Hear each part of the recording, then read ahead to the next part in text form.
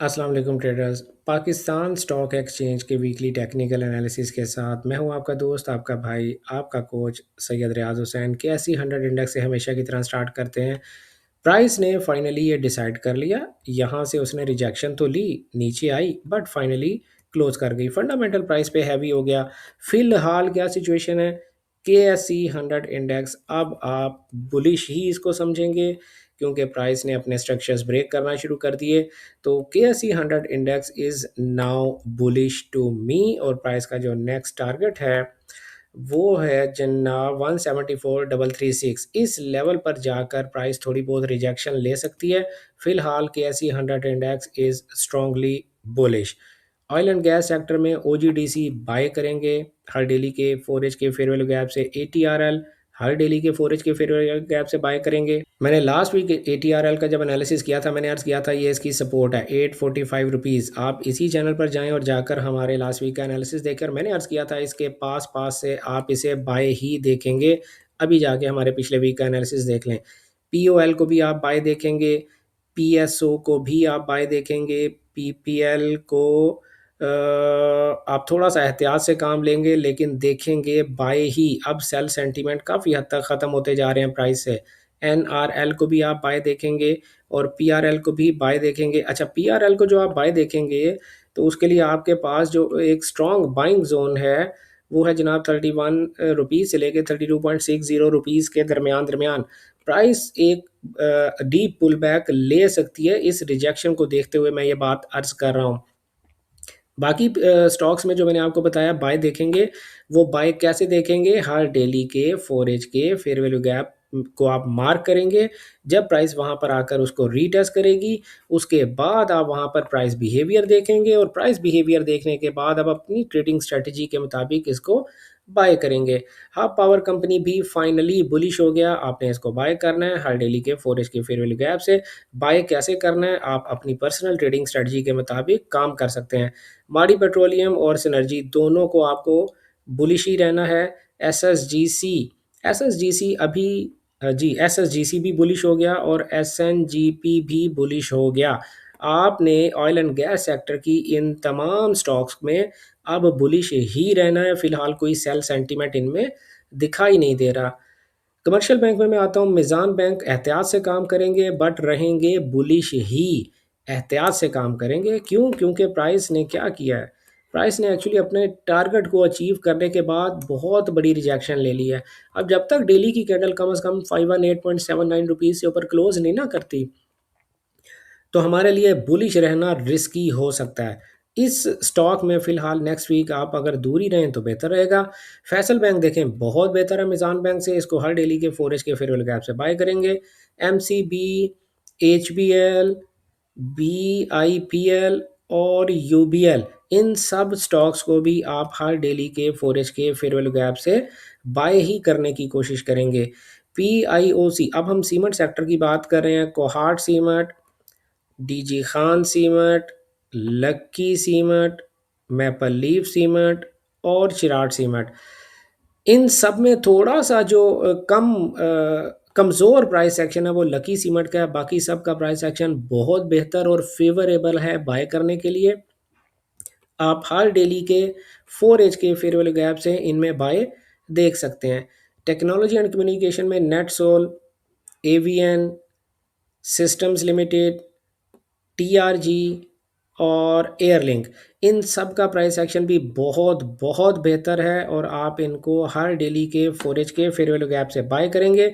TRG का जो करीब तरीन बाइंग एरिया है वो 142 रुपीज़ है, यानी इसको अब एक डीप पुल बैक नहीं लेना चाहिए। इसको जस्ट 142 से लेकर 141 के दरमियान दरमियान 142 से 140 के दरमियान दरमियान इसको आना है। इस 2 रुपये के अंदर अंदर इसको वापस ऊपर शूट कर जाना चाहिए, अगर ये बाइंग जो है वो एक एक्चुअल बाइंग है। फूड एंड पर्सनल केयर में यूनिटी फूड ने रिवाइव तो किया है, लेकिन कोई बहुत अच्छा कमबैक नहीं है। We are still bearish. F F L is better price action. अगर आप food and personal care sector में बाइंग करना ही चाहते हैं तो फौजी फूड्स लिमिटेड की बाइंग आप देख सकते हो। 15 रुपये 69 पैसे के आसपास से इसकी बाइंग आप देखेंगे। और जो आपका नेक्स्ट टारगेट होने जा रहा है वो है जनाब 18 रुपये 11 पैसे। जब प्राइस यहाँ पहुँचेगी उसके बाद आप दोबारा फैसला करेंगे प्राइस बिहेवियर देख के कि अब हमें क्या करना चाहिए।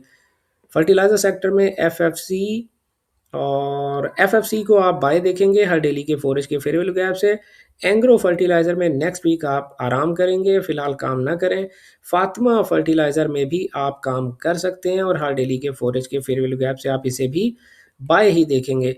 ऑटोमोबाइल सेक्टर में एच कार को, गंधारा ऑटोमोबाइल्स को, दीवान फारूक मोटर्स को, SAZDW यानी साजगार इंजीनियरिंग को, मिल्लत ट्रैक्टर्स को और हीनो पाक को।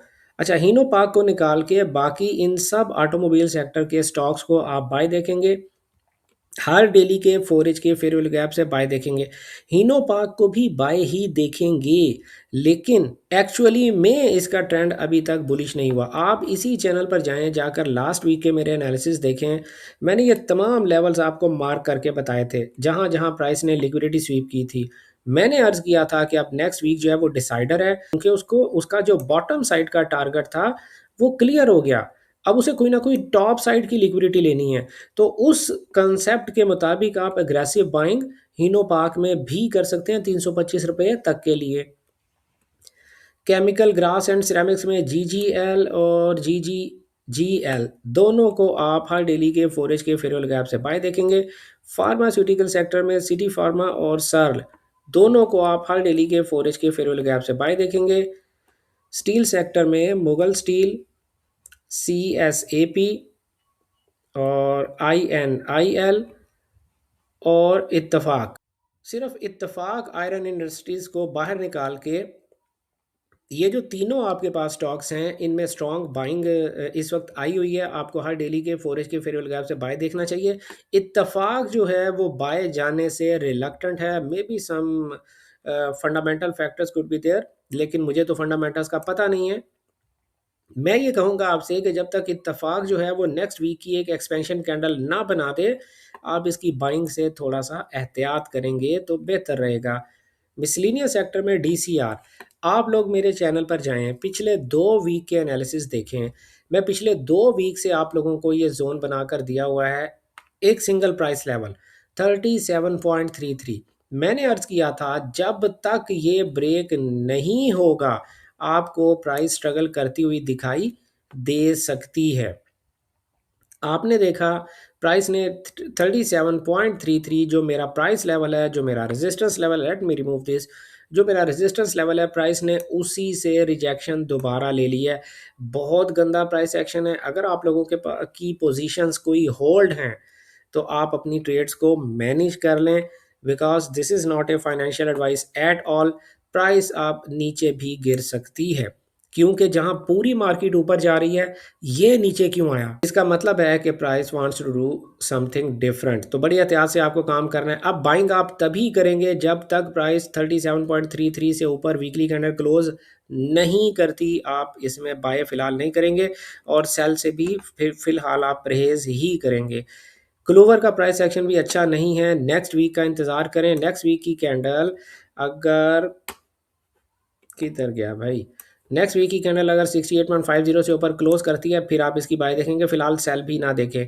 PAEL को आप बाय देख सकते हो, हर डेली के फोरेज के फेयर वैल्यू गैप से बाय कर सकते हो। ट्रीट कॉर्पोरेशन हर डेली के फोरेज के फेयर वैल्यू गैप से आप चाहो तो बाय कर सकते हो। स्पेल SPEL, स्पेल को भी अगर आप चाहो तो हर डेली के फोरेज के फेयर वैल्यू गैप से बाय देख सकते हो। वेव्स लास्ट हमारा स्टॉक है आज के दिन का, वेव्स। और वेव्स को एनालाइज करने से पहले मैं आपको ये बताता चलूँ, अगर आप हमारे कैसे बाय करोगे, जब मैं कहता हूँ बाय देखो या सेल देखो, अगर आप वो कंप्लीट मेरी ट्रेडिंग स्ट्रेटजी सीखना चाहते हैं तो स्क्रीन पे दिए गए द कैम्बिस्ट एकेडमी के व्हाट्सएप नंबर पर कॉन्टैक्ट कर लें और हमारे नेक्स्ट बैच में एडमिशन ले सकते हैं।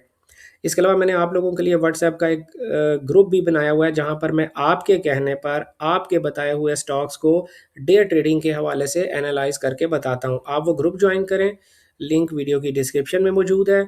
उस ग्रुप को ज्वाइन करने के बाद डेली बेसिस पे आप मुझे वहां पर आकर मैसेज करेंगे, मैसेज करके मुझसे पूछेंगे कि आज फलां स्टॉक के बारे में आपकी क्या राय है, तो मैं अपनी राय आपको दे दूंगा बिल्कुल फ्री में, किसी किस्म के कोई पैसे चार्ज नहीं किए जाते।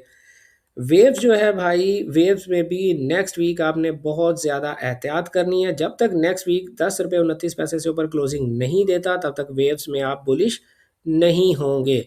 ये हमारे टेक्निकल एनालिसिस किसी किस्म की फाइनेंशियल एडवाइस या ट्रेडिंग सिग्नल सर्विस नहीं होते। आपको सीख कर ट्रेडिंग करनी चाहिए। अपना ढेर सारा ख्याल रखिएगा, दुआओं में याद रखिएगा। गुड लक, हैप्पी ट्रेडिंग, अल्लाह हाफिज़।